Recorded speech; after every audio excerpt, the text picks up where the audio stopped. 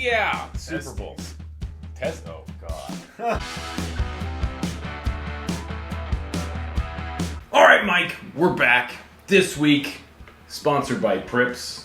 Preist, the only one that sponsors questions like this. Mike, has the NCAA women's tournament finally eclipsed the men's? I'm going to tell you right now, my take is that there are more household names in the women's tournament than there is in the men's tournament. And simply, I don't follow college basketball really, so I'm just going to put it this way. I know more of the women's side than I do of the men's because I only know Caitlin Clark. That's it. So, has the women's tournament finally eclipsed the men's? I can see actually where you're going with this, and it is a golden era for the women's college basketball game. No one can deny that. Caitlin Clark, Angel Reese, and that LSU team, even South Carolina, Stanford, a lot of intrigue in this tournament. But, Dirk, here is my line of delineation. And I also want to point out, Dirk, that you've set the baseline in knowing one player in the women's college game versus knowing none in the men's game. So you set the benchmark fairly low for surpassing men's college basketball. But here is where I still will say the men's tournament reigns supreme, Dirk. For me, it is the play-by-play announcers calling the games. The CBS, TNT, TBS, True TV suite of announcers is the best, maybe in any sporting event, period. Kevin Harlan, Andrew Catalan, Ian Eagle, Spiro Dides. Like, it is just an absolute all-star cast of play-by-play broadcasters, and they are making this men's tournament so much fun to watch. That, Dirk, is why the men's tournament still reigns supreme for me. The women's game does not have the same all-star announcing talent right now. All right, fair, Mike. I'm just going to say,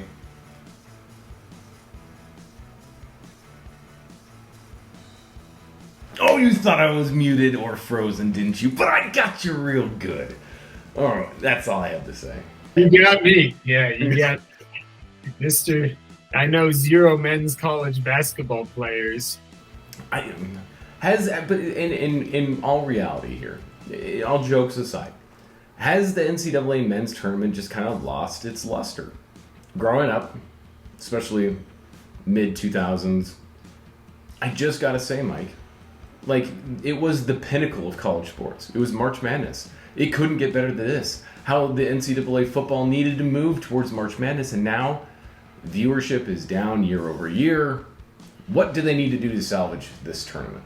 Well, I don't know that the tournament is anything wrong with it, Dirk. I just think that at this juncture, I mean, what are you watching? It's minor league basketball. At the end of the day, I mean, we're just in the NIL era of sports. But I mean, think about it, Dirk. Caleb Love wins the NCAA championship for North Carolina 2 years ago. Now he's on Arizona trying to take Arizona to the tournament. I mean, like, the whole argument for college sports used to be program loyalty and stuff like that, you know? And if players are only going to be at a school for 1 year and bounce around, it just, how do you build that sort of, like, you know, remember the Shane Battier Duke teams that everyone hated because it was like years in the making? Like, you hated those guys for like years and years because Battier and Carlos Boozer and Jason Williams were playing together for like 3 years.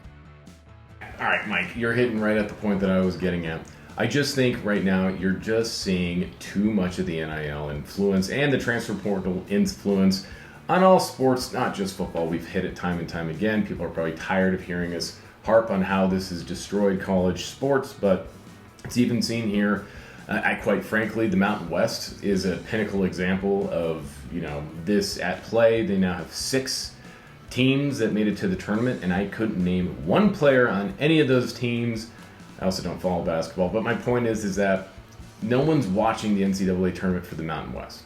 Oh, now you may have not timed this quite so well, Dirk, because if I recall, there was a Mountain West team in the national championship game last. But no one wants to see that. But that's half the reason why, dude. That's half the reason why the ratings are down. Is because teams like the Mountain West are getting in, and that just doesn't drive ratings. Now, I'm not saying it's the best thing ever, but my point here being is just There's no brand loyalty. Most of these guys in the Mountain West came from other clubs across the nation. It's mercenary teams.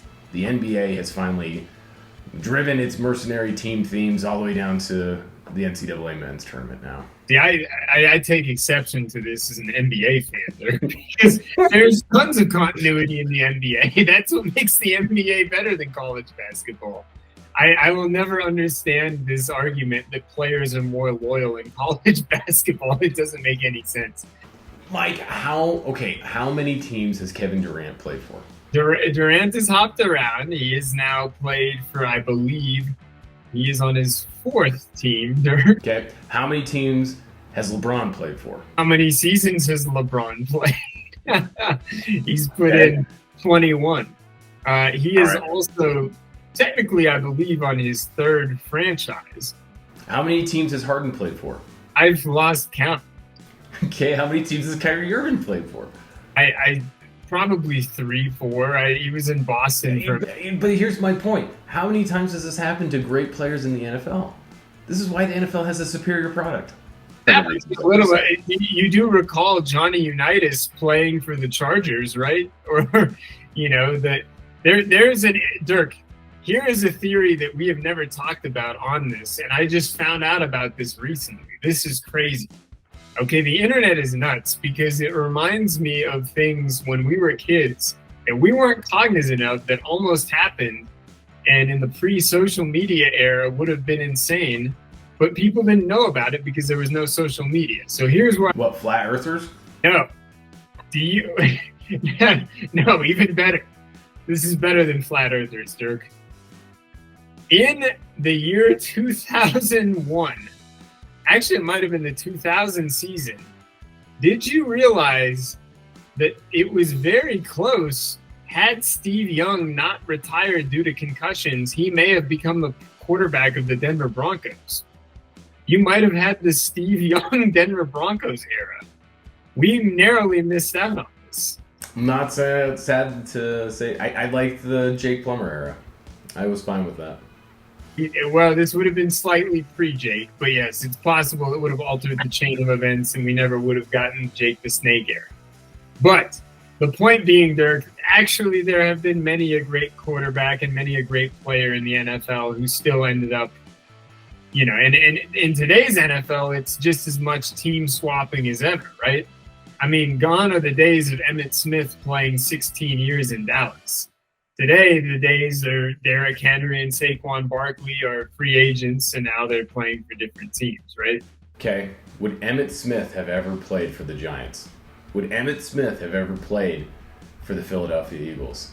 Would Emmitt Smith ever play for the Redskins? Well, Dirk, here's an interesting one for you because I believe, if my memory serves me correctly, I'm not 100% sure on this, but when Emmitt Smith jumped to the Arizona Cardinals, I believe they were still in the NFC East. So they were within the division. Now, they were the lamest of the rivals in the NFC East, but I believe Emmitt Smith did go within the division. That would be like Saquon going from the Eagles to the Giants. No one would have cared. No one would have cared. They probably would have said, good riddance, have fun, eating, an Italian sub with the DeVitos, sayonara. I'm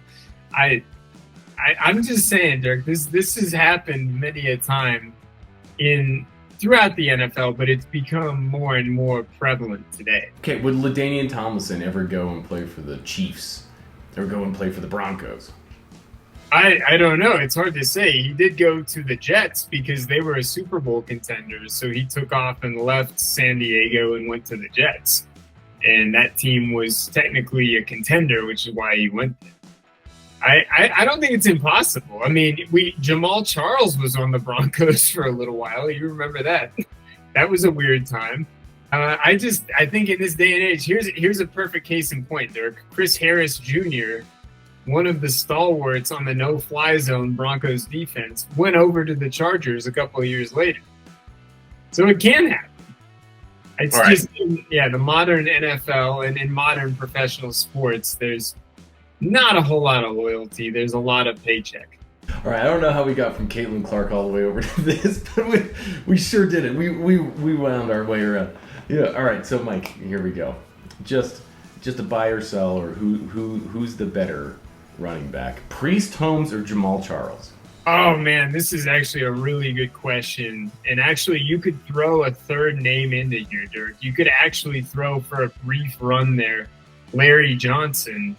I think he had 1,750 yards in 12 games as a starter one season. He was on pace for like 2,200 rushing yards. With that said, I think I would probably take Preist Holmes as the pure running back, just slightly over Jamaal Charles. Charles was a slasher. I mean, they're both so good, but Preist Holmes was like a freak of nature. Preist Holmes was the terrifying, running back. No one wants to tackle. Jamaal Charles just pissed me off.